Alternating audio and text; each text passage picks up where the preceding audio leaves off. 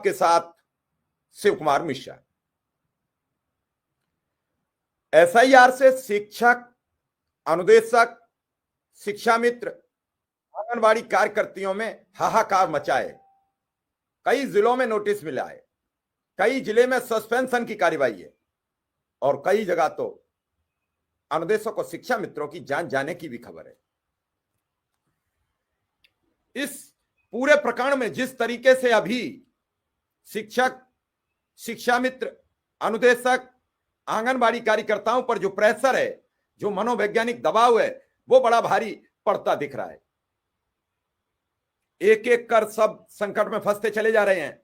आज नोएडा जिले में तो अकेले नोएडा में 67 एफआईआर हुई हैं।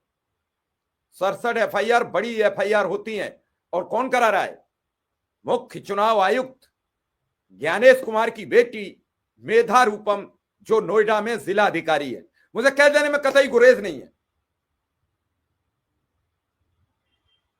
4 नवंबर से 4 दिसंबर के बीच प्रत्येक बीएलओ को अपना काम करके देना है। वो कितने झंझावत में जूझ रहा है, वो कितनी परेशानियों में जूझ रहा है। अभी शाम होते होते एक शिक्षक ने इस्तीफा दे दिया। नोएडा के सरकारी स्कूल की टीचर बीएलओ पिंकी सिंह ने जॉब से इस्तीफा दे दिया दबाव में आने से। इस्तीफे में पिंकी ने लिखा, मैंने एसआईआर के 215 फॉर्म फीड कर दिए, अब मुझसे यह काम नहीं हो सकता, ना मैं कर सकती हूं और ना मैं शिक्षण कार्य करूंगी। यहां न मान है, न सम्मान है, न कोई सुनने वाला है, ना कोई समझने वाला है और न बीएलओ का कार्य करूंगी। चाहे कुछ भी करो, मेरा इस्तीफा स्वीकार करो ना करो, ये आपका हेडक रह गया। मैं अपने पद से इस्तीफा दे रही हूं। और ऐसा अकेले नहीं हुआ।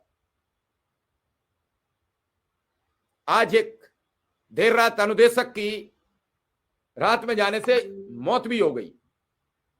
नोएडा की जिलाधिकारी ने तो 181 बीएलओ यानी जो आंगनवाड़ी कार्यकर्ता थे, उनकी सेवा समाप्ति के आदेश जारी कर दिए। कितने? 181, थोड़े बहुत नहीं है।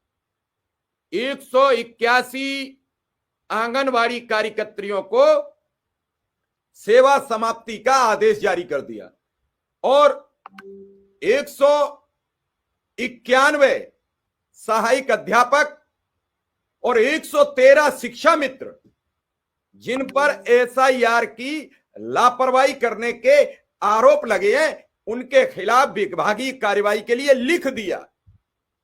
मैं ये जानना चाहता हूं, मेरे दर्शक भी हैं, क्या जो वीएलओ की ड्यूटी दे रहे हैं उन्हें वीएलओ की ट्रेनिंग कराई गई?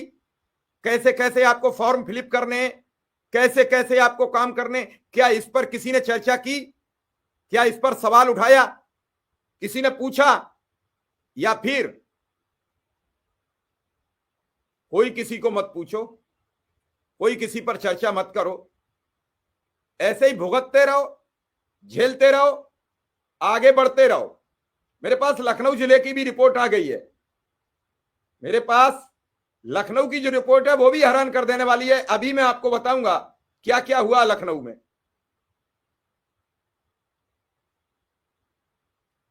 जिला कार्यक्रम अधिकारी, भारत निर्वाचन आयोग के निर्देशानुसार वर्तमान में एसआईआर 2025 का कार्य प्रगति पर है। 4 आंगनबाड़ी, राजकुमारी भाग संख्या 341, मनोरमा मौर्य भाग संख्या 342, 343, 344 आभा मिश्रा, आंगनबाड़ी क्षेत्र तकरोही, कर्मचारियों के विरुद्ध विभागीय कार्यवाही करते हुए तत्काल अवगत कराना सुनिश्चित करें। 4 आंगनबाड़ियों के खिलाफ लिख गया है और श्रीमती कुंती शिक्षा मित्र प्राथमिक विद्यालय इटौंजा के द्वारा प्रपत्र न जमा करने पर नवंबर माह का वेतन अवरोध करके अपचारी कर्मचारी के विभागीय कार्रवाई हेतु अवगत कराया है। मतलब एक शिक्षा मित्र के खिलाफ लखनऊ में भी कार्रवाई के आदेश हो गए। अब आप सोचिए, समझिए और विचार कीजिए क्या हो रहा है इस देश। एक अनुदेशक 10 बजे निकलता है तहसील से, बाइक से घर जा रहा होता है, पीछे से एक वाहन आता है, उसे कुचल देता है, उसकी निर्मम मौत हो जाती है। उसका परिवार बेसहारा रह जाता है। एक शिक्षा मित्र अपने 14 वर्षीय बेटे के साथ कहीं जा रही थी मंदिर में दर्शन करने, एक डंपर आता है, मां बेटे दोनों को कुचल जाता है।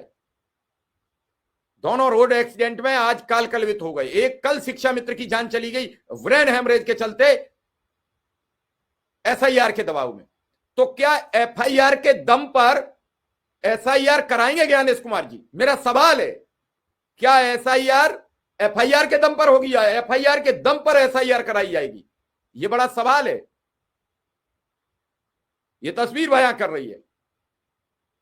जिलाधिकारी 22 तारीख को बैठक करती हैं और 22 तारीख को एकाएक सवाल करना शुरू कर देती हैं।